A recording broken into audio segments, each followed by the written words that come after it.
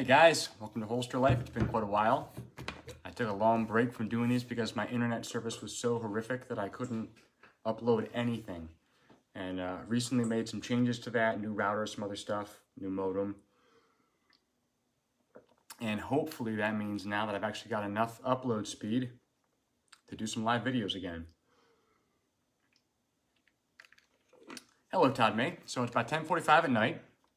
And I wanted to talk briefly about trajectory. And so I was thinking about this today because I've been making changes in my business and taking on new projects. I feel like I'm looking kind of cross-eyed. I'm just tired. Hey, Shane, hello, Mike Hallam. And so I was having a discussion with myself, and I thought, you know what? I got the new modem in. Let's give HolsterLife a try again. So the topic of trajectory is really, really big. I want to narrow it down and go through some of the questions I've been talking through with myself to see. No sound, says Shane. Anybody else having trouble hearing audio? You guys hearing me? How about now? You hearing me? Can you guys hear me now? Somebody throw a comment up and let me know if you're hearing me. If there's no audio, then I'm going to pitch the feed and start it over. You got it now, Shane? All right. So let me back up. I'm talking with myself this past week about trajectory for my business, making big picture decisions about where I want to go, what I want to do, what projects to take on, which ones to pass on, all that stuff.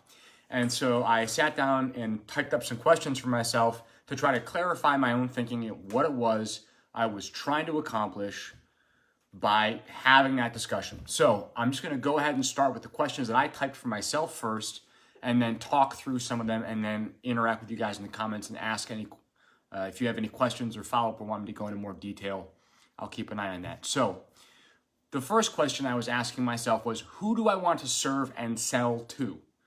And that can be a really big picture question, like everyone, of course. How much business do you want? All of it. But in reality, that's not true. I don't really want all the business. And there's a lot of the business that I actively don't want.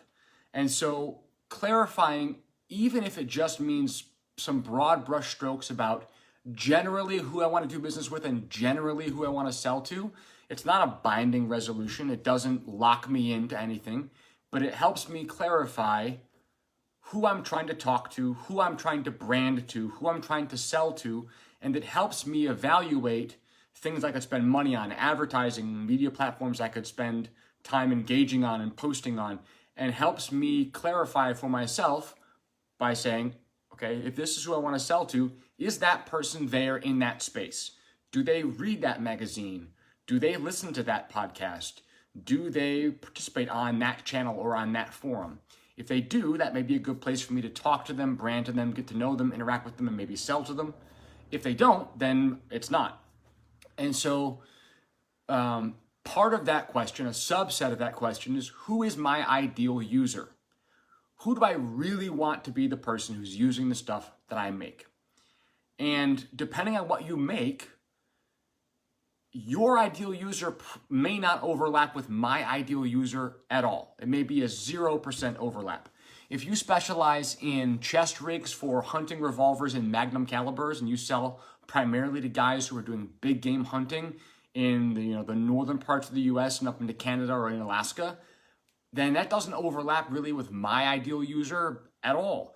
If you focus almost entirely on real subcompact guns, tiny guns, what we would have called pocket or mouse guns, and your big sellers are a lot of 380s, a lot of really little single stacks, then you probably don't overlap with my ideal user at all. And so clarifying for yourself who you really want to be selling to and what your ideal user looks like helps you evaluate whether or not the things you're doing are moving you toward more interaction, more engagement, and more business with that kind of person, that ideal user, or not. But the ideal user, serving the ideal user and selling to who we want to sell to, is what the business does, but the business does that only in service of our actual goals. And this is where the Gary Vaynerchuk self-awareness thing is really useful. So what are your primary goals? What are my primary goals? And what units are my primary goals measured in? Are my primary goals about dollar, about brand awareness and reputation? Are they about innovation? Am I more interested in gross number of holsters sold and dollars in the bank, or do I more highly value having a reputation as an innovator, or having a reputation as a creative person, or building a brand that has a whole package impact? Is that what I'm really interested in? And whatever those goals are, how do I measure my success or progress toward them day by day, week to week, month to month, year to year? If the real big goal is just dollars, bottom line, revenue, then looking at your financial statements, looking at your bank account week by week, month by month, year by year is a pretty reliable way to check it. I'm not seeing any comments. I don't know if they froze or if no one's talking. So if you're here, it'd be helpful to me if you can leave a quick comment to let me know whether you can still hear and see the feed, whether I'm coming through, and that'll let me see whether or not comments are stuck at my end or not. So if I'm honest with myself about what my goals are, and I have some kind of progress metric that allows me to assess whether I'm moving toward them or away from them. Hey, Harrison Jones, glad you can hear. Then I can decide and make measurable changes. See how it impacts my business. Hey, Scott Owen. So I find myself struggling with being honest with myself about what my primary goals are and about the metrics I'm going to use. Dude, this Polaroid shirt is awesome. I also have it in pink. I found them on the clearance rack at TJ Maxx a couple months ago. I thought they were so funny, I had to get them. Am I honest with myself about my goals, or am I keeping in my mind the kinds of goals that I think other people think I should have? Hey, Jim Thomas. I'm going to say that again. Are my goals actually mine, or am I focusing on the kinds of goals that I think other people think I should have? And that one is a big deal for me, because the buck stops with me. It's my company. Shake it like a Polaroid picture. Kids today don't know what that's about. I grew up in Kodak country. I'm from Rochester, New York. And so, my grandpa was a Kodak lifer. And, the impact that Kodak had on Rochester and on my family was immense. So there are people who run holster companies who are just strictly businessmen, and their only goals are measured in dollars, sales. It's a commoditized product in a way that it wasn't 10 years ago. 2008, 2009, holsters from small companies were not a commodity. Nowadays, with tooling and process and equipment and social media marketing, the ability to go direct to your end consumer, to make specialized things, all the patterns that are available, all the infrastructure that has been built. Hi, Jeremy Chasteen. All the infrastructure that's been built in order to service the small holster maker market has had the net effect of transforming holsters from a craftsman artistic based industry, small scale for little makers, into a commodity that can be produced relatively cheaply and quickly to a high quality standard, and then sold by businessmen who are just businessmen and have never actually been holster makers. I've commented on that before in videos. Hey, Andy. HolsterLife is going to continue. It took a long break. The thing I'm working on right now is a podcast called Cycle Start that I am hoping to launch soon. I've got a few logistical things to get worked out there, but I've already recorded and edited some. And so I've got episodes, and I'm really excited to release that because it allows me to actually have guests on and have much more interactive conversations where I get down deep into the history of holster making, design, process, all kinds of other interesting things with guys you've heard of it, maybe some you haven't. And I'm really excited about that. So keep an eye out. I've posted a little bit about it on social media. It's not quite ready to launch. I'd hope to have it dropped this week, but it's going to have to wait a little bit longer. Everything always takes a little longer than you expect, especially right out of the gate. But keep an eye out for that. If you listen to podcasts, I will be launching that and talking more about it soon. So hopefully you'll come back and give some of those episodes a listen. But if I have goals that I think other people think I should have, I'm not going to make meaningful progress, and I'm going to be constantly frustrated. If the things that I'm measuring are the things that I think somebody else would want me to measure, and they're not actually the things that I care about measuring, then measuring them and hitting those goals will mean absolutely nothing to me. So I could be a bigger company than I am now, and I know that our dollars in holsters moved per year could be higher because there's no shortage of kinds of things that exist in the holster industry that other companies make a killing on that I don't make and don't sell, even though I have all the tools I need to competitively sell them. And that's because for me, my goals are not primarily financial. And that has been something I've had to be honest with myself about and say, it's okay. It's okay for me to not be primarily focused on dollars. Obviously, the business has to run. Obviously, I have to make payroll. Obviously, I have to buy supplies and pay my vendors on time. Obviously, I have to keep the lights on, and I got to feed my kids, and I got to buy these sweet Polaroid shirts, that kind of thing. But it doesn't take a lot of dollars to buy these sweet Polaroid shirts. And, I don't need to make obscene amounts of money to have a business that I'm happy with. And so I have always valued more having a reputation for creativity, being known in the holster industry as a person who designs things, has innovative ideas, and then actually executes them. That has always been much more valuable to me than P&L reports at the end of the month. But that's just me. That might not be you. And if it's not you, that's great. It shouldn't be you. Don't feel any pressure from me to share my goals. My goals are mine. Your goals are yours.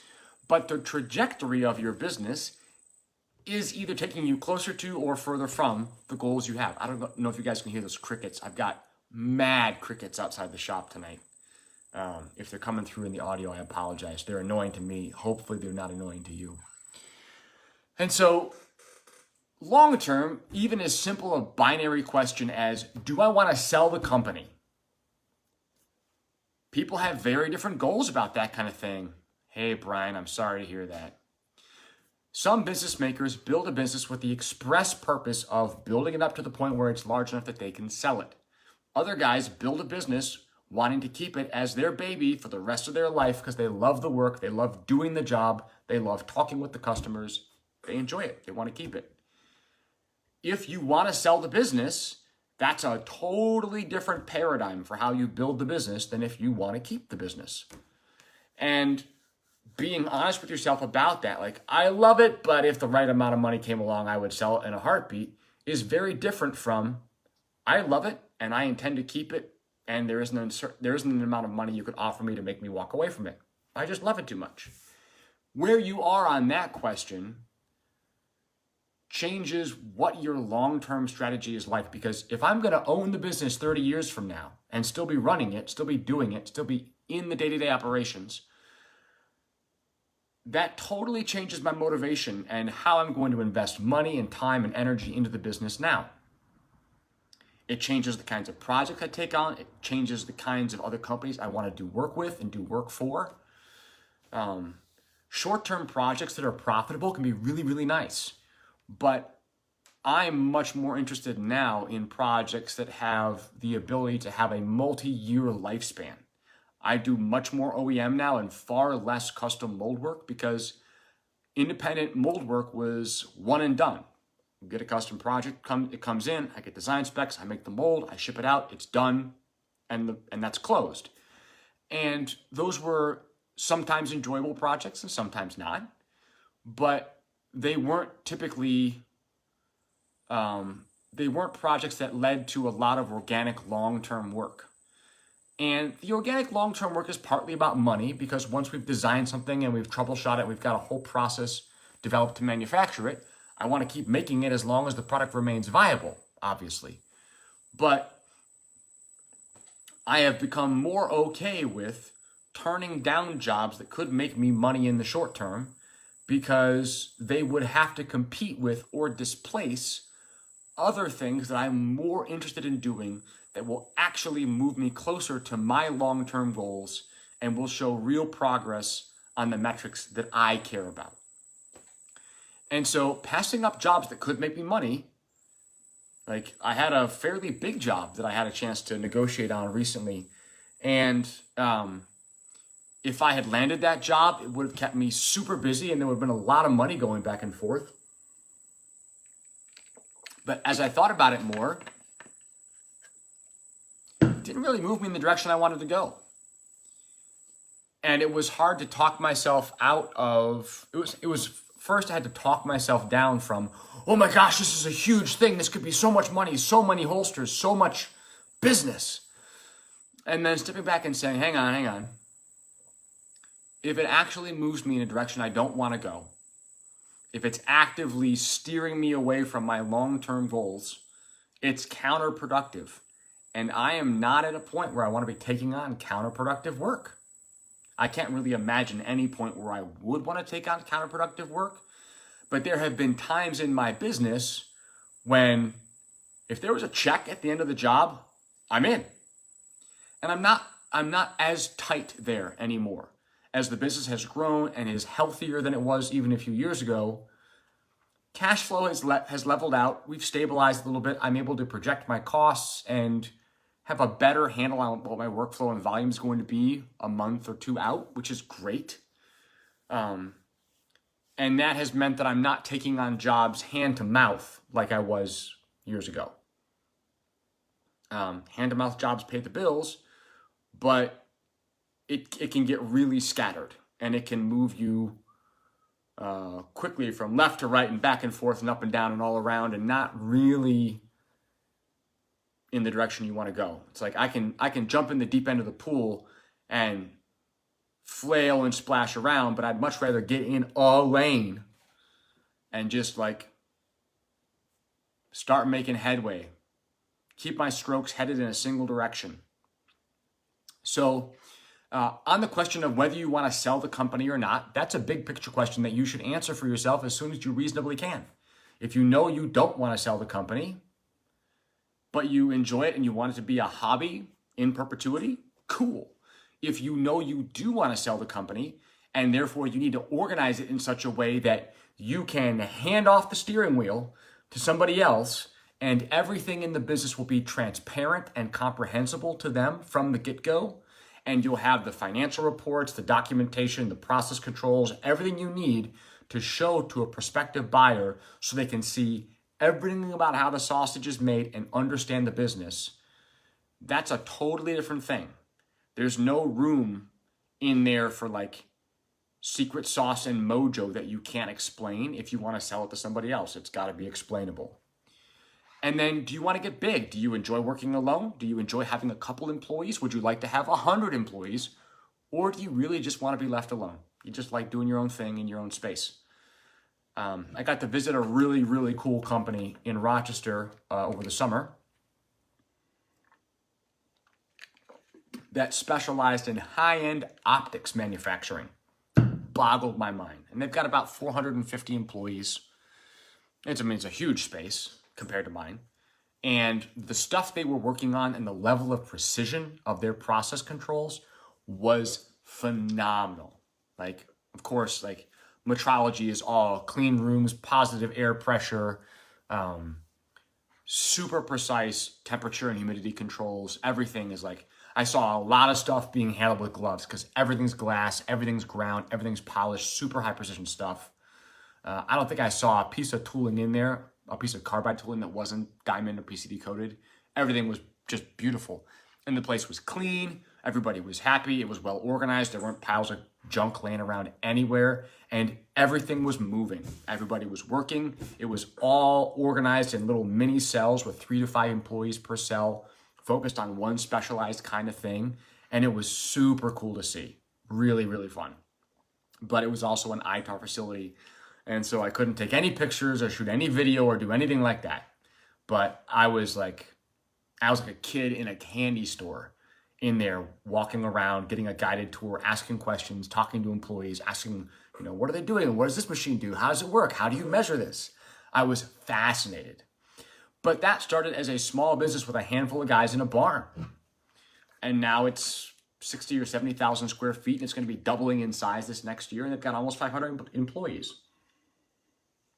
Some people like a company like that and would like to own it and run it, and other people wouldn't. I don't think I would ever want to run a company that size. The owner was a super nice guy, obviously incredibly competent, and has built an amazing business, but he doesn't get to have his hands on any optics anymore, really, as far as I could tell. And I don't know if I could ever be happy if I didn't at least have the groundedness of putting my hands on things. I love running machines. I love making parts. I love test fitting holsters. I really love setting eyelets. It's like my guilty pleasure. It's like, oh, the employees didn't get a chance to set all those eyelets. We'll deal with that tomorrow. And then as soon as they're gone, I'm right on the arbor press. I'm just like setting eyelets. Crank up my tunes, zone out, and just set eyelets. I dig it. So that's trajectory. The last thing was I have to have goals. I have to be self-aware and have to be brutally honest with myself about what I actually value and what I don't value. Having non-goals is as important as having goals. Like 100% client retention rate or no returns ever. That could be a goal. For me, that's a non-goal. Like I don't care about customers finding that my gear is not to their taste. I fully expect that some non-zero percentage of customers who buy my stuff will try it and find it's not to their taste. And they'll return it and I'll happily refund them and they can go on with their life and find something else that better suits them, and I'll continue on to find some other customer that is a better fit for the stuff that I make. But looking at the business and saying, what are the parts of the business that I do best and enjoy most? And am I heading in the direction of being able to focus more of my time and attention on those areas where I am best and enjoy the work most? Or am I finding myself being spread thinner and thinner and thinner across all other kinds of areas of the business as the business grows? Because when I started out and I was doing absolutely everything myself, I could be busy and I could be stressed, but I was still doing everything. So I had a good blend. Like some days I just had to be making parts. Some days I had to do a lot of paperwork. As my business has grown and I picked up another employee over the summer, I find myself being spread more thinly onto administrative and office type roles that I'm not especially good at and that I really don't enjoy doing. Microsoft Excel? No, thank you. And so part of what I'm looking at in the rest of 2019 and into 2020 is focusing my time and attention on making sure that I am consistently headed in the direction of spending more of my time on the parts of the business that I'm best at and that I enjoy most. Otherwise, I'm just going to hate being here after a while, because spending all my time inefficiently doing work that I don't like because I'm not good at it and don't enjoy it, that's a recipe for disaster. And so the way to offload that work is find somebody who does like doing it and hire them. And so probably by this time next year, better be by then, I'll have a full-time office manager. That's one of the big picture, slightly off in the future kinds of goals, because as our production schedule actually exists in the future and we have more of an idea of what we're doing when, the planning and logistics of what we need to order, when it needs to be here, what's going to be scheduled on each machine on any given day, what the employees are working on from day to day, when the jobs need to be delivered, tracking all those deadlines, getting customers their test parts, getting everything signed off on. Managing all that has grown and grown and grown and is soon going to be a full-time job for somebody. And so when that day comes and I have that person handling all those things and I'm increasingly freed up to do more of the creative stuff, I really enjoy the marketing. I like doing branding work. I enjoy HolsterLife videos. I've enjoyed recording a podcast. I enjoy writing articles for LinkedIn. If you haven't checked this out on LinkedIn, I have got a couple articles over there with more in the pipeline. Yeah, LinkedIn is apparently hot again, circa summer 2019. I don't know. I have not played around. I know LinkedIn does offer live videos. It feels like it's kind of in beta. I don't think I have the option of doing it over there, and most of you guys probably aren't on there yet. But if you are, take a look. Henry Holster's on LinkedIn. So that's it for trajectory. Who do I want to serve and sell to, and who's my ideal end user? What are my primary goals? Are they about dollars, brand, reputation? What do I actually value? And do I have any written goals or benchmarks? How do I actually measure my progress toward those things that I really value? What do I want the business to be in a year, 2 years, 5 years? Do I want to sell it, keep it? How big do I want to grow it? How much do I enjoy having employees or enjoy working alone? And then within my business and the work that I currently do, am I making the slice of the pie larger with things that I do well and enjoy? Or am I finding myself getting sliced into lots and lots of little thinner pieces, managing all the things in the business that I'm not good at and don't enjoy, that suck away my energy, creativity, and enthusiasm? Hopefully you're on a good trajectory. Hopefully you revisit those questions in your mind often enough to maintain your trajectory, because we never pick a point on the horizon and just hit straight to it like a laser. It's always a question of and correction, and we drift and we correct, and we adjust and we correct, and things move. Life gets a say. The market has a say. New guns come, gun stores close, competitors come and go. All kinds of stuff happens that has an impact on what we make, what we sell, how we do it. But I find if I don't revisit my goals with at least some frequency, that I'll look back and say, oh man, past couple months I've just been kind of treading water and haven't really gotten anywhere new. Same old. But I want to be moving into new places with my business in the last quarter of 2019 and into 2020. I want to be reaching new levels of efficiency, new levels of consistent quality, where our scrap rates go even lower, where our warranty rates go even lower. I want, if possible, every metric that we measure in the business to be improved in the next year, obviously. But that doesn't happen accidentally. Some improvements happen accidentally, but most of them don't happen unless you're very intentional. And the last thing, when I'm spinning my wheels, if I'm working on a new design or I'm struggling with something and I find that I've lost my steam for the day and I don't have the juice to be creative or move those projects forward, I have one of two modes I can switch into. One is veg out, waste time, putter around, and get frustrated. And the other one is sweep, set eyelets, organize books on a shelf, crush down some cardboard boxes, just the very mundane kinds of things that are pretty mindless. If I have the option, if I've had a rough day in the shop, work has not gone well, I didn't make the forward progress I wanted on any particular project, I can either at 8 or 9 o'clock at night say, throw up my hands, go watch some YouTube, crack open a beer, lick my wounds a little bit, and spend the rest of my evening doing that and go to bed at 11 or midnight or 1, having spent a couple of hours just in a holding pattern. Or I can go back to the shop and just get in first gear.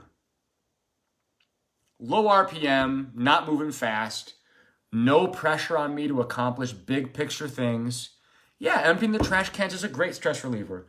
I love sweeping, cleaning, reorganizing, putting things back in their place, getting the shop tuned up in the evening so that when we come in first thing the next morning, everything is ready to go. The parts bins are where they need to be. All the tools are back in place. Bandsaw is clean. Trash is emptied.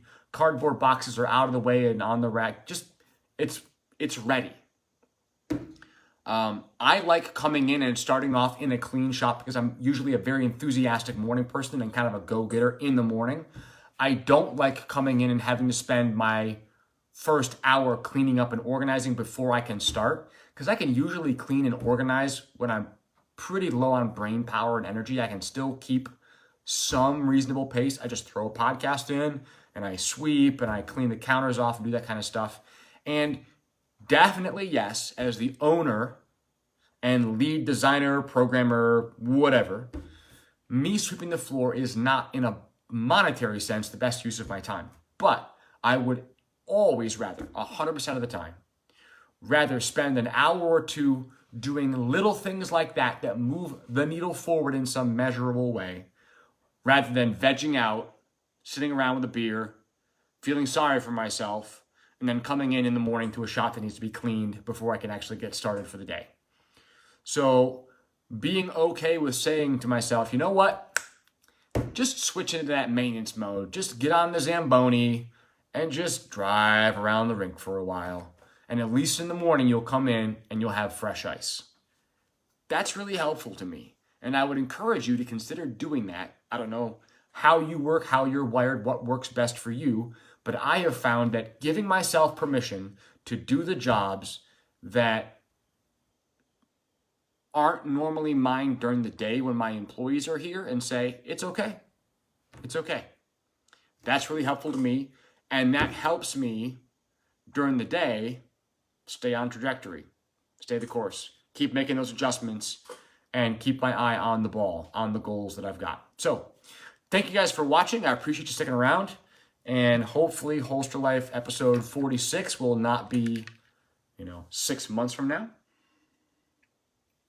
I'm going to go back and review this footage and see how much my audio and video lagged and cracked and sucked. And if it's bad, then we'll see about doing something different. But if it looks workable, then I'm probably going to try to sit down and do some more Holster Life stuff a little more regularly. So at one point, a couple weeks ago, the internet service was so bad, my modem was breaking. I didn't know. I was getting a megabyte down and a tenth of a meg up. And it was like, I couldn't do anything. I couldn't open attachments in email. I couldn't do anything. It was ridiculous. And so replacing some hardware there seems to have gotten me back up to, the best I've ever been. It's still rural internet rates. It's not good, but it's better. So thank you guys very much. Have a great night. See you later.